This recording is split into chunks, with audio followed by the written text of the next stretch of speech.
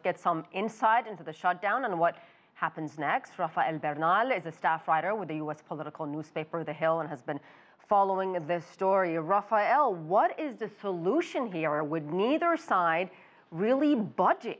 Well, I don't expect either side to budge because they've dug themselves into a hole, particularly the president. There's been a lot of presidential allies, including Senator Lindsey Graham, outgoing Chief of Staff John Kelly, that have tried to give him outs, said the border wall is just a metaphor, or he doesn't mean concrete all around. He means a fence, a metal fence. Or he means parts that are wall, parts that aren't. And almost immediately, every time this has happened, the president again tweets out, "This is a wall," and I mean a wall. Well, let me ask you about something else that he's saying as far as the funding for this wall goes. I don't know if you remember during the campaign, he kept saying Mexico is going to pay for this wall. Mexico is going to pay for it. And so Mexico doesn't look like it's paying for it, but the president says Mexico is paying for the wall through a replacement of the North American Free Trade Agreement.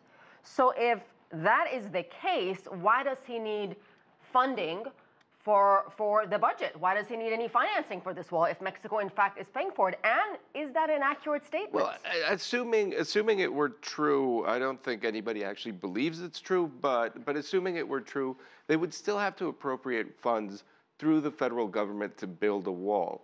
The claim he's making is that Mexico's deficit is lower. The deficit with Mexico is lower, and therefore the U.S. government is making money. I don't think that stands up economically, but he would still need an appropriated amount in order to build it, to actually build the wall. Do you see anywhere where these two sides can meet somewhere in the middle?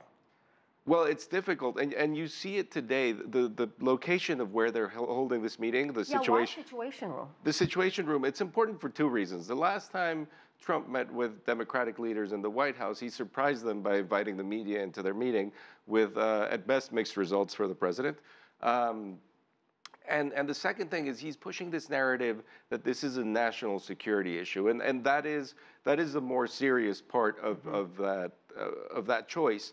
I know DHS Secretary Kirstjen Nielsen and some other DHS high officials will be there to brief the group that will attend, including the Democrats.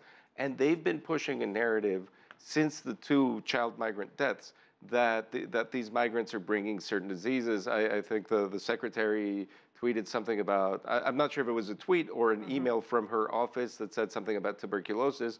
And tuberculosis is existent in the Americas, but it's not very widespread. It hasn't been for decades. So this is a narrative that they're pushing. So the Situation Room both elevates the sort of the national security aspect of this discussion. Because essentially it's close to reporters when you have it in the Situation Room. Yes, and that's the other side. Yeah. There's no way a reporter can get in there. And what are the wider implications, Rafael, if this government shutdown lingers day after day? Well, I think the most grave thing for Congress is the federal workers that aren't getting paid, and some federal workers might just get sick of it and leave. There's certain federal workers who can't do that because they man certain stations that are essential, and DHS is a very good example of this. But we have to remember this is only 25% of the government that's shut down. So that's why this shutdown isn't being treated as sort of that end of the world feeling that comes with other government shutdowns. But it still impacts so many people. Oh, so many people. Right. All right, we'll leave it there. Rafael Bernal, thank you so much. Thank you.